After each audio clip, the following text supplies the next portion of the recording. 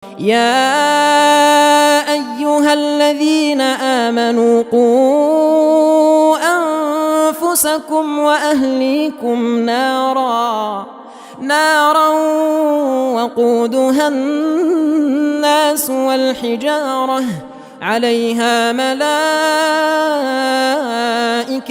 غلاظ شداد لا يعصون الله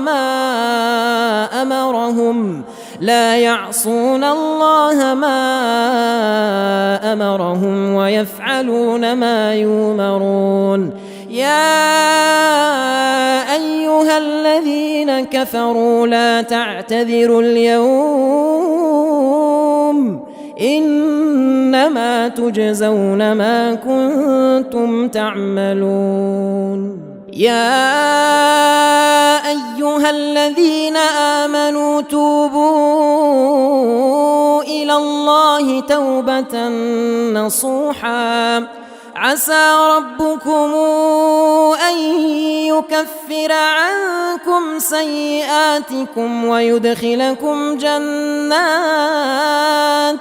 ويدخلكم جنات تجري من تحتها الأنهار يوم لا يخزي الله النبي والذين آمنوا معه نورهم يسعى بين أيديهم وبأيمانهم يقولون ربنا أتمم لنا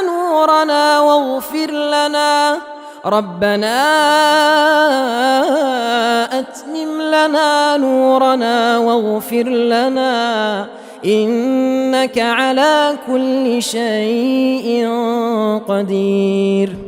يا أيها النبي أجاهد الكفار والمنافقين واغلظ عليهم ومأواهم جهنم وبئس المصير.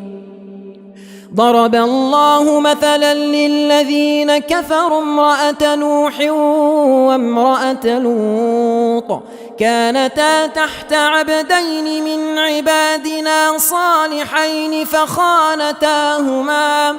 فخانتاهما فلم يغنيا عنهما من الله شيئا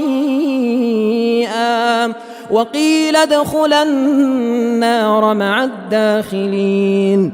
وضرب الله مثلا للذين آمنوا امرأة فرعون إذ قالت رب ابن لي عندك بيتا في الجنة ونجني من فرعون وعمله ونجني من القوم الظالمين.